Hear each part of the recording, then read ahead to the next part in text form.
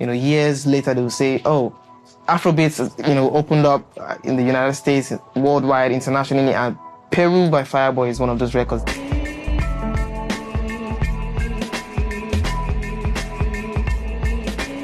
Ladies and gentlemen, it's the Ebro Show, and Fireboy DML has stepped in the building. What's happening? Seriously, I feel good. I feel blessed. Thanks for having me today. The last time we met, it was COVID, so we didn't really get to... Yeah, but I'm glad to be able to be here in person. I told you I was going to come. That's right. You kept your word. You also delivered a fire album, Fireboy. What does DML stand for again? It's from my first name, Damola. It's just an acronym, DML. And who gave you Fireboy? Is that your own? A friend of mine, I sent him one of my records I was working on. This was way back, 2017, way before the fame. And it was like, yo, this is fire. And he just jokingly said Fireboy. And at the time, my name was just DML. 2017 was it was a conundrum because it was maybe like my worst year as a person and as an artist, but also my most insightful year. Like, that was the year I found my sound. Yeah. That was the year I decided to rebrand as an artist, as a person.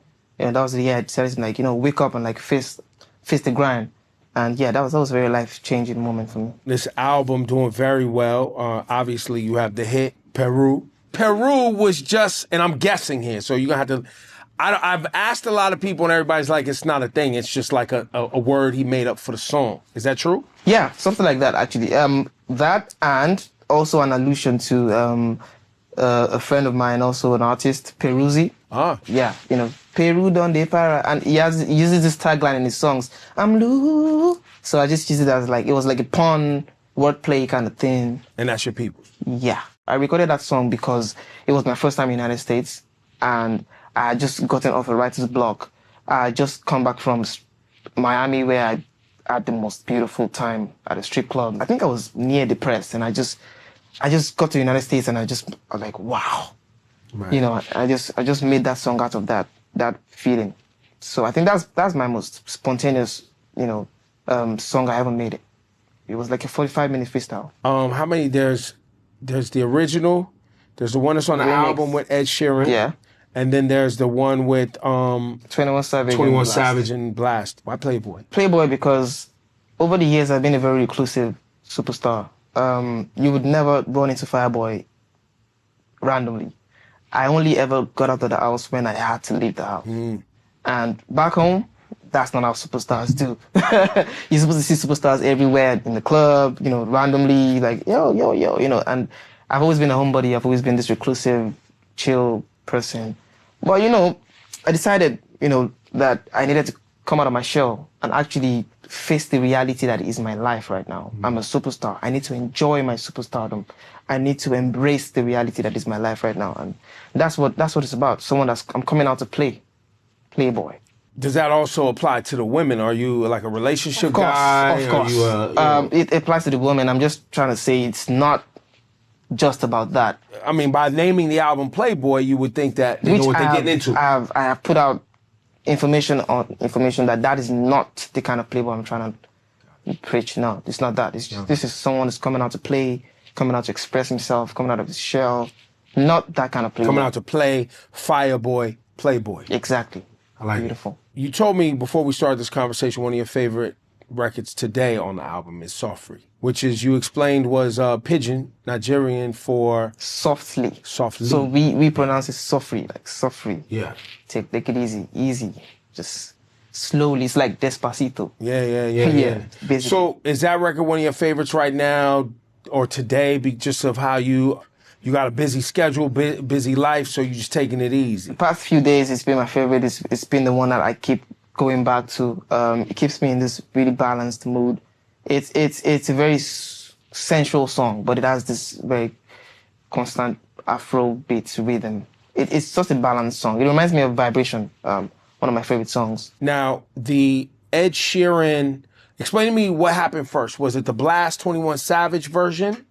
Or was the Ed Sheeran version first? It was the Ed Sheeran version first. That's the one that matters. Everything else was, about, strategic stuff and all that. But like the collaboration was the Ed Sheeran one.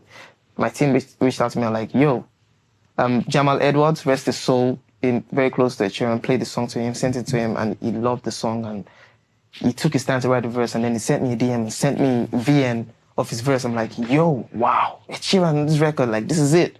You know, and Ed Sheeran is someone that I sonically connect to. I've looked up to this man for a long time, for as long as I can remember. It really meant a lot to me, not just for me, but for the culture as well. Because I knew what it would mean for Afrobeats when the record came out.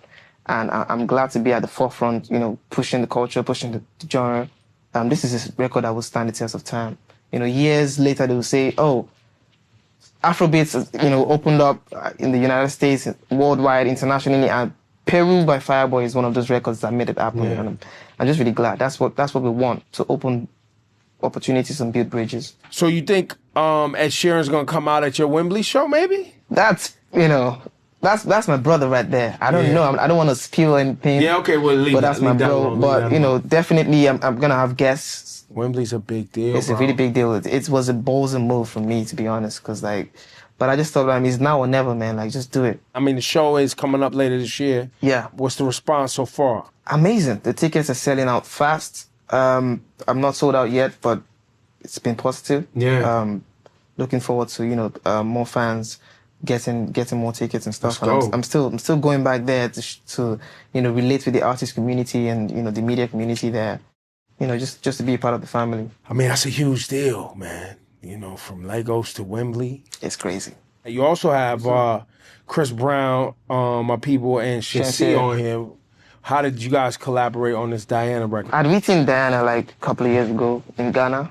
I was on holiday in Ghana, just chilling. And, you know, I think Ghana Afrobeats and Nigerian Afrobeats are kind of like similar, but also very like different. There's variations, you know, so I was just in that zone, palm trees, beautiful Ghanaian, black, beautiful Ghanaian women, amazing body. I was in the mood. And the producer came over and he played with this beat and I was like, I was in the mood.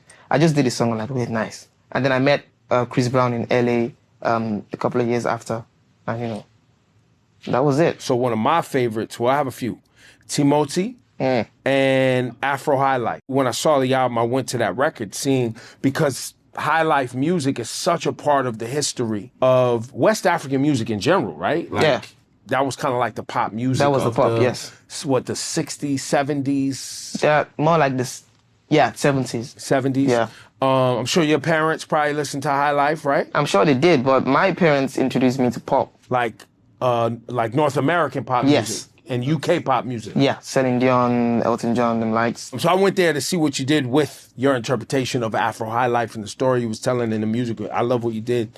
But then Timothy, I love because the way the beat is produced, it sounds like a hip hop loop.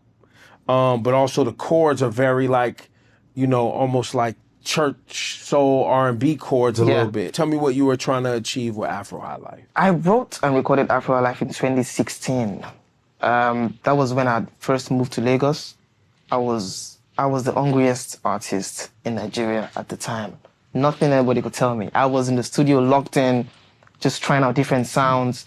And then I told my producer, Zaki, at the time, I'm like, yo, let's do something crazy. Let's do something out of the norm. Because right now, it seems like this normal Afro pop that we're doing is not going to work out for us. We have Wizkid, Davido, Ricardo Banks doing crazy Afro pop music. And I won't lie, at the time, I was lost. I was doing the exact same thing they were doing. So there was no way for us to, like, you know, break through. I'm like, let's just try something crazy. Let's just try to mix something up and let's see what happens. And then he started doing this. I'm like, okay, this is Afro beats. What are you trying to do? And then he started playing some trumpets. I'm like, this is High Life. What are you doing? Afro High Life? I just said it jokingly. I'm like, you know what? That's the title of the song. And then I just really, and when you're making music like that, you do not sing about anything other than you paint a picture in your head. You're picturing yourself and your friends. There's palm wine. There's a band playing High Life music. There's women just dancing, moving, waist beats and stuff like that. And that was the image in my head. And I just like painted it. And I recorded the song and I knew instantly that the song was way ahead of its time. I'm like, you know what? This one, I'll keep it till when I'm like established and I'll release it. And that's exactly what I did. Now, Timothy is another one of my favorites. And soon come, we're going to talk about your collaboration with Rema too, because that's just great for where you both are in music right now. What does Timothy mean? So Timothy is Yoruba. Emi Timothy, I've done something. I'm on some different wave right now. Don't talk to me. I'm waved. I'm not. I'm in a I don't have different time. space. I'm in a different space. Yeah, wherever you are, I'm not there. Yeah, Imitimoti, I've done something else. I'm on something else. That's basically what it means. Yeah. You know, it's just very nonchalant. You know, I was very nonchalant on the record. You know, figuratively and literally, because the beat was really hard, the bass line was going crazy, and I was like, you know what? I'm going to be deliberately lazy on this song. So lyrically, I think it's my laziest song yet. You just let it flow. I just let the beat do its thing, and I just let the beat just guide me. I didn't try to kill the beat. I didn't try to, I just did my thing. Let the energy that the beat brings just drive the song. What's your biggest, outside of Peru, we know that's huge. What record you get on stage, the fans, you have to play it? It's gotta be Vibration.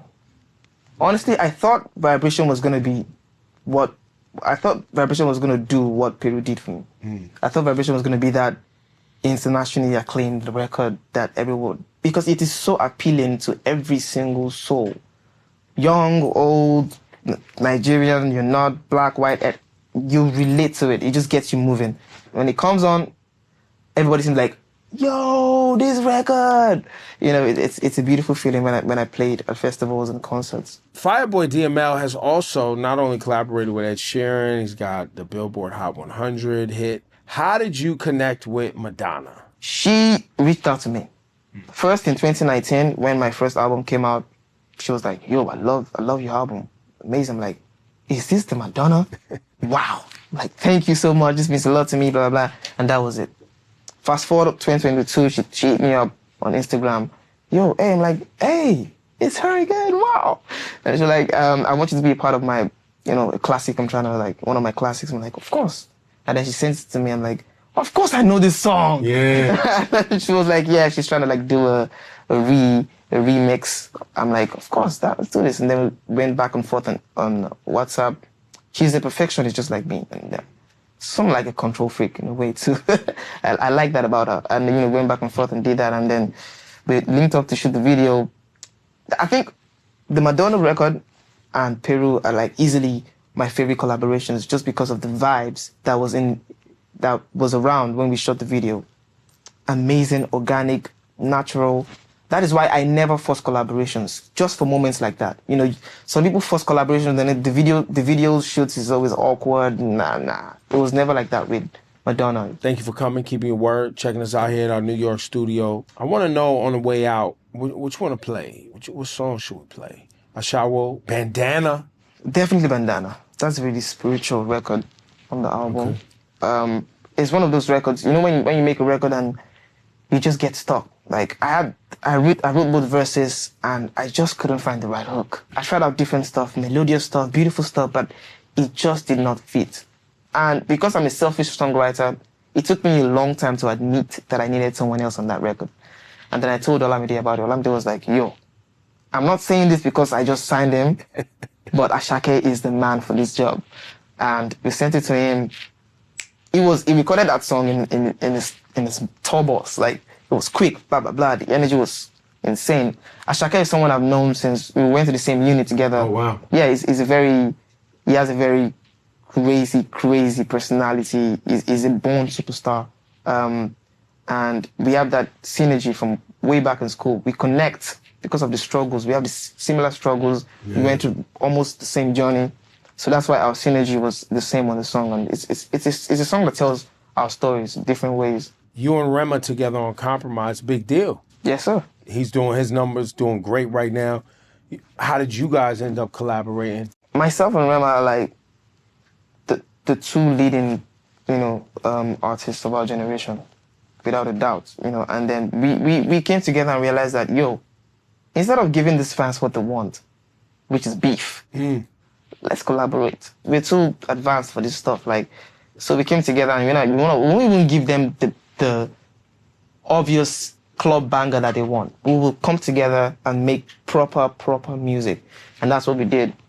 We have other songs that are immediate club bangers, but they did not fit into the vision that I had for this album. There's more Rema, Fireboy, like DML on the hard drive. Like 5 more Fireboy, DML, and Rema records. Are we getting those this year? Definitely. Not me. I don't know about this year. But I'll be getting there. Yeah, definitely. Yeah, Definitely.